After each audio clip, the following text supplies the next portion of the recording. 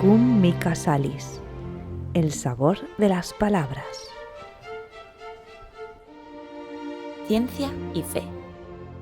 En el programa anterior dejábamos en el aire la pregunta de si es razonable creer. Una de las razones por las que los detractores de la religión piensan que es algo que pertenece al pasado se refiere a su supuesta incompatibilidad con la ciencia. Vamos a analizar un ejemplo típico que seguramente te suena. ¿No has oído nunca el comentario referido a la teoría del Big Bang como incompatible con la fe cristiana, especialmente con el relato del libro del Génesis? ¿Te suena? Vamos a ello. El primer susto te lo vas a llevar cuando te enteres de quién es el autor. En diversas charlas que he tenido la ocasión de organizar sobre estos temas, he hecho la pregunta y nadie tiene la más remota idea de quién es el autor de esta teoría. En los años que llevo impartiendo el curso de filosofía en primero de bachillerato, siempre planteo la pregunta y nadie jamás ha acertado la respuesta. Es sorprendente, o quizá no tanto, la forma como se han ninguneado al verdadero autor de la teoría del Big Bang. Mucha gente piensa erróneamente que es Albert Einstein, y precisamente este autor, este astrofísico, al principio estuvo totalmente en contra, ya veremos por qué. Se llamaba Georges Lemaitre, este astrofísico. Era de nacionalidad belga, primero ingeniero astrofísico y un cura católico. Sí, has oído bien. Puedes buscarlo en internet. Encontrarás enlaces en la descripción sobre este personaje. Nació en Charleroi, en Bélgica. Y no voy a detallar su biografía porque la puedes encontrar en todo detalle en internet. Cree que su teoría, que algunos toman por materialista y contraria a la fe, sentó muy mal precisamente en el mundo científico y el mundo materialista. Vaya tela. Así como lo oyes. De hecho, la expresión Big Bang fue una invención de un colega suyo de la Universidad de Cambridge, el astrofísico Fred Hoyle, que para burlarse de él en un programa de divulgación científica que emitía la radio de la universidad, se refirió a la teoría como la del Big Bang, el gran petardazo, traducido literalmente al castellano. La teoría del Big Bang supuso un enorme revuelo en la comunidad científica, pero no supuso ningún problema en el mundo cristiano. Es más, Einstein y otros científicos se opusieron a ella con todas sus fuerzas, considerando que esto tenía una interpretación religiosa. Por entonces, el modelo científico imperante era el de la teoría del universo eterno. Sí, algo tan filosófico como el concepto de eternidad estaba en la base del paradigma imperante en la época. Sin embargo, el Papa Pío XI declaró que esto iba en la línea de la creación y reforzaba la visión creyente según la cual el universo ha sido creado por Dios. Por cierto, a Lemaitre no le hizo gracia la cosa, pues a él no le gustaba que se pasara de un nivel a otro. La ciencia y la religión, decía, tienen formas diferentes de abordar la realidad, pero no se deben mezclar, han de complementarse sin mezclarse.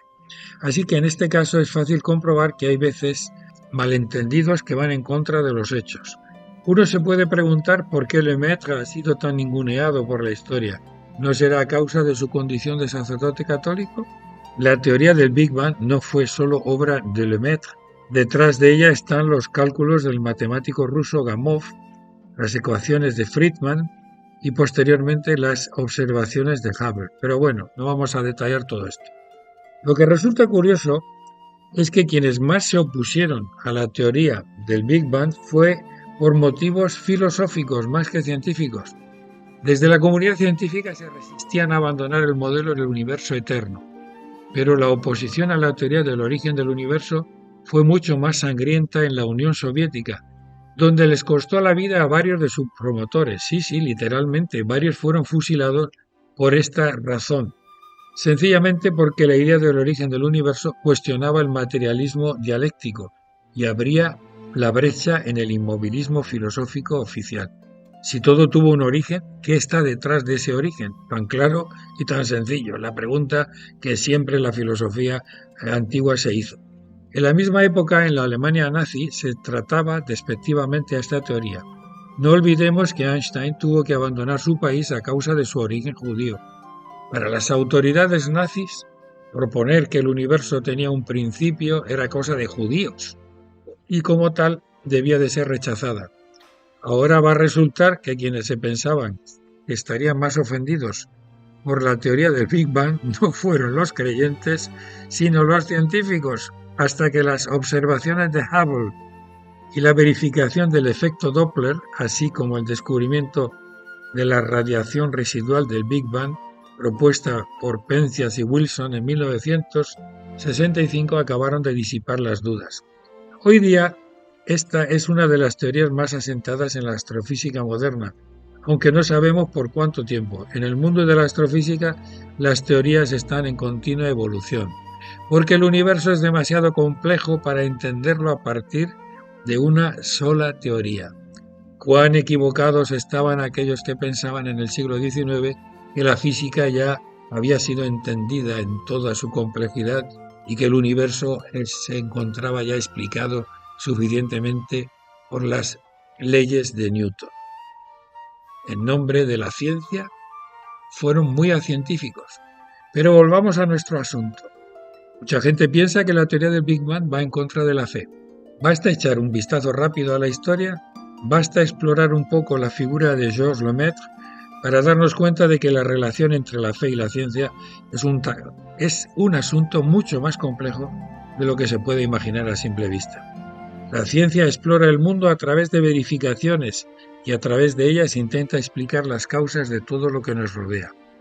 La fe aporta una perspectiva mucho más global. No se preocupa o no debe de preocuparse de dar explicaciones a los fenómenos parciales. No intenta explicar por qué llueve o por qué hay volcanes, pero intenta responder a otro tipo de preguntas que no son competencia científica, porque están fuera de lo observable. La fe se pregunta por el sentido de la vida, por las razones de esperar, por las razones para vivir y amar.